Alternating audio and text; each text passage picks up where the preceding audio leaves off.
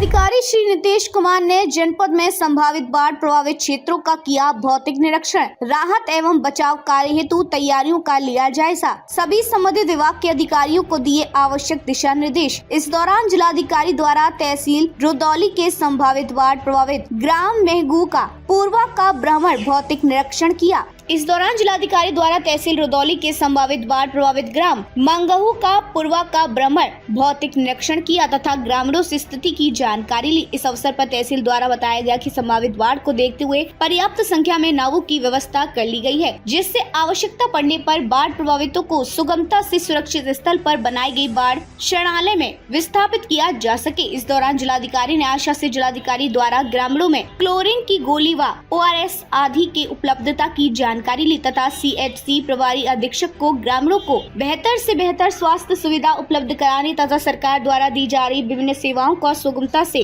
पहुंचाना सुनिश्चित करने के निर्देश दिए। तदुपरांत जिलाधिकारी द्वारा ग्राम पंचायत महोली में स्थापित किए गए बाढ़ शरणालय का निरीक्षण किया गया तथा वहां पर उपलब्ध सुविधाओं की जानकारी ली गई। CHC अधीक्षक द्वारा अवगत कराया गया कि बाढ़ शरणालय पर आवश्यकता अनुसार चिकित्सा टीम तैनात कर दी गई है तथा यहां पर्याप्त मात्रा में सभी आवश्यक दवाइयां उपलब्ध हैं। आवश्यकता अनुसार लोगों को सुविधा उपलब्ध कराई जा रही है। इस अवसर पर जिलाधिकारी ने ग्राम पंचायत महोली उपहार में जल जीवन मिशन योजना के अंतर्गत जन सामान्य स्वच्छ पेय जल उपलब्ध कराने हेतु संचालित शिरोपरी जलाशय संयंत्र का निरीक्षण किया तथा उपस्थित ऑपरेटर को नियमित ग्रामीणों को जलापूर्ति सुनिश्चित रखने के साथ ही परिसर में वृक्षों को भी आरोपित करने के निर्देश दिए। जिलाधिकारी ने बताया कि जनपद में घाघरा नदी पर 2 तटबंध स्थित है। प्रथम रोनाही तटबंध, यह तटबंध घाघरा नदी के दाएं तट पर स्थित है, जिसकी लंबाई 14.550 किलोमीटर है। द्वितीय अयोध्या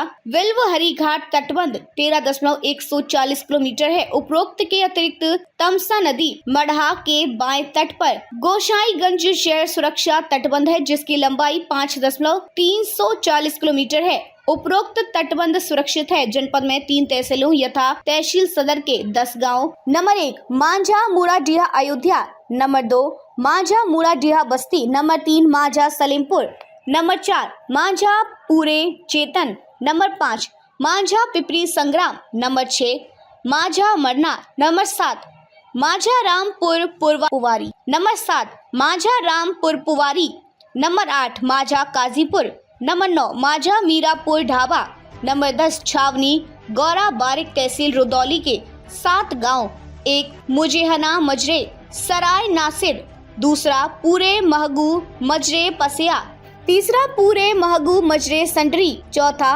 अब्बूपुर मजरे बरई, 5वां कैथी मांझा मजरे कैथी, 6वां सलीमपुर मजरे उद्रोरा, 7वां सलाहपुर मजरे कैथी तथा सोहावल का 1 गांव मांझा कलाकुल। 18 गांव संभावित बाढ़ प्रभावित गांव है। वर्तमान में कोई गांव बाढ़ से प्रभावित नहीं है। उक्त सभी तटबंधों ग्रामों व क्षेत्रों में राजस्व विभाग व अन्य विभागों द्वारा संभावित बाढ़ के दृष्टिगत सतत निगरानी रखी जा रही है। बाढ़ की निगरानी हेतु जनपद स्तर पर व तहसील स्तर पर कंट्रोल रूम स्थापित किया गया है, जिसका 24/7 संचालन किया जा रहा है। जनपद अयोध्या में बाढ़ की दृष्टिगत प्रभावित क्षेत्रों में आवश्यकता अनुसार तहसील सदर में 6, तहसील सोहावल में 1 और तहसील रुदौली में 3 कुल 10 बाढ़ केंद्र राहत शिविर स्थापित किए गए हैं। उक्त चौकियों में राजस्व, स्वास्थ्य, पशु चिकित्सा विभाग के कर्मचारियों की ड्यूटी 15 जून से ही लगा दी गई है। चिकित्सा विभाग द्वारा बचाव एवं राहत हेतु 37 टीमों द्वारा तथा पशु चिकित्सा विभाग द्वारा 21 टीमों का गठन किया गया है। इस अवसर पर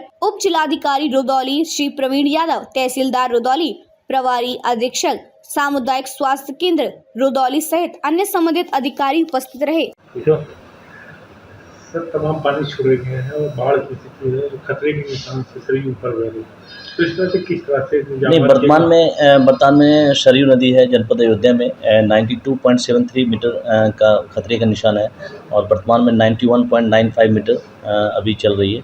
तो हाँ, लेकिन अलर्ट हम लोगों ने जारी कर दिया है और सबसे महत्वपूर्ण है कि जो हमारी बाढ़ चौकियाँ हैं वो एक्टिवेट कर दी गई है। जनपद अयोध्या में विभिन्न तहसीलों जो 3 तहसील हैं सदर, सोहावल और रुदौली, ये बाढ़ से प्रभावित होते हैं। और जिसमें सदर में हम लोगों ने 6 चौकियाँ बाढ़ चौकियाँ और रुदौली में 3 बाढ़ चौकियाँ और 1 चौकी सोहावल में हम लोगों ने बनाया है।